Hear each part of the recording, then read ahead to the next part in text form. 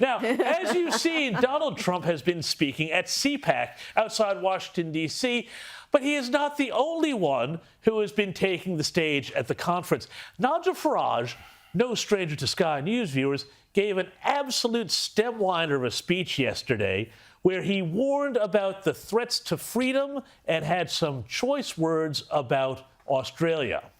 To Farage, and I'm sure many of you would agree, COVID, and specifically the response to COVID, was one of the worst things that could have happened to the cause of liberty that had previously been fought for in the English-speaking world for centuries. In the name of coronavirus, governments, state governors in America took away from us liberties and freedoms that had been built, defended, fought for over generations and over centuries. We gave unlimited power to people to lock us inside our houses, to tell us we couldn't visit our elderly relatives, to tell us, in our case, we couldn't even play golf or go fishing. No, we had to do what big government told us to do. This, ladies and gentlemen, is what tyranny looks like. And Farage had specifically called out Australia for what has happened to our once freewheeling, freedom-loving society. We can go to Australia, which has now become one of the wokest places on earth. Well, is he wrong? I don't think so. Besides COVID, Farage also placed a lot of the blame for what has been happening at the feet of big tech. So why is conservatism doing well in the non-English speaking world and as badly as it is in our world? I'll tell you why. It's what comes from the West Coast. It's what comes from big tech. It is the dominance of those companies in the English-speaking world that has spread this poison through our systems. I'm hoping and praying that Elon Musk taking over Twitter starts to redress some of this balance. I really am. And it wasn't all doom and gloom. Farage suggested that there is still a silent majority in the English-speaking world that could turn the tide for freedom again, even when things look at their darkest. It could be easy, in a quiet, reflective moment, to think we're losing, and maybe we've lost. Maybe we've lost everything. The Judeo-Christian principles upon which our civilization were founded are under attack. The belief that the family is a good thing and a good unit in which to bring up children is viciously under attack. We can easily get down and depressed. The truth is, there is still in America and across the free world, there is still a mainstream majority for common sense, for decency. It's still there. And to prove his point, he pointed to Scotland, where the odious Nicola Sturgeon was recently evicted from power for her awful transgender rights bill and a hideous case that saw a male rapist sent to a woman's prison because that was how he identified. And he saw this as a cause for hope.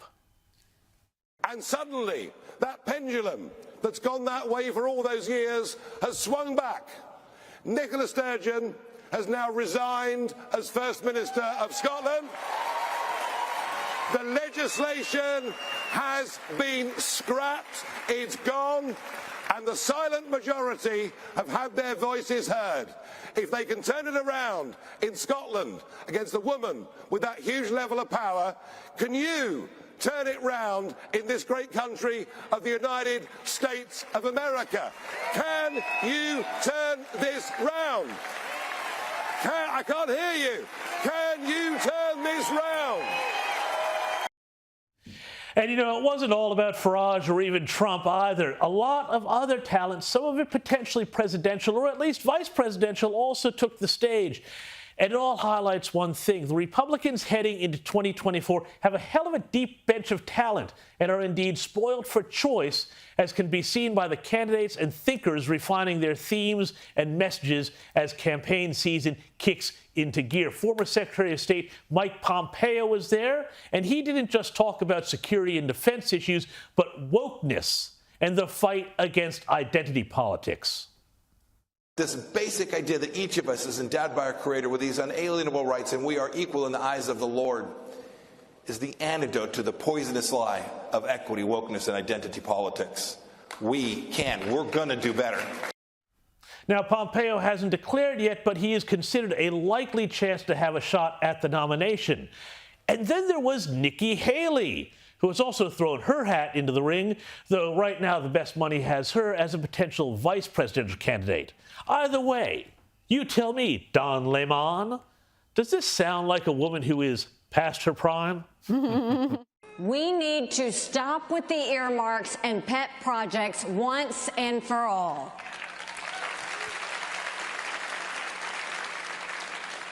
Joe's only regret is that he hasn't spent more. He wants more handouts to illegal immigrants, more bailouts to rich college students, and more carve-outs to big labor and big business. He doesn't mind spending so much because he knows it's your money that he's spending. And the only thing Joe Biden needs to spend more of is more time in retirement. Yeah, and gosh, it sounded almost like she was speaking about Australian Labor for a moment. I don't know if you're watching Jim Chalmers.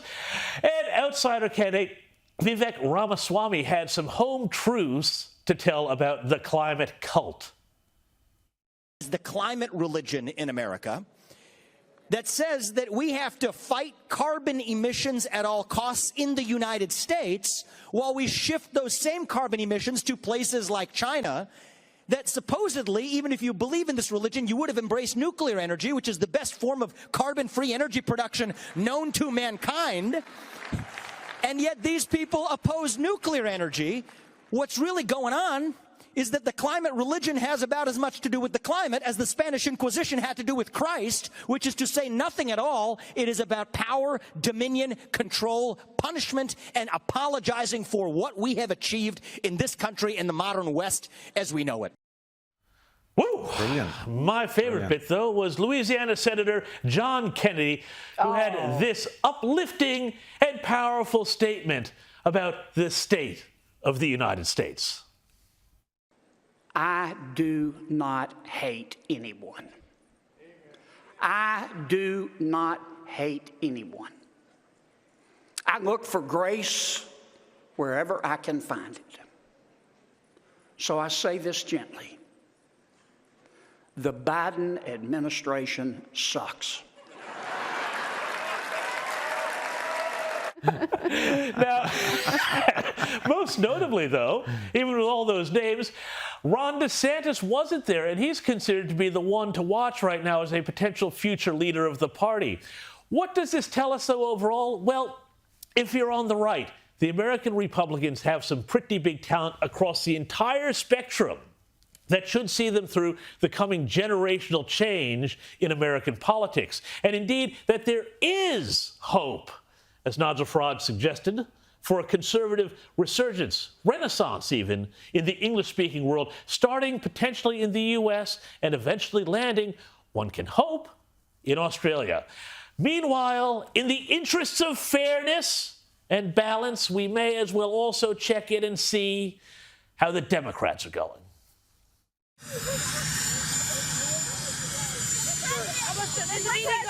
On COVID, Oregon, we all kind of accountable.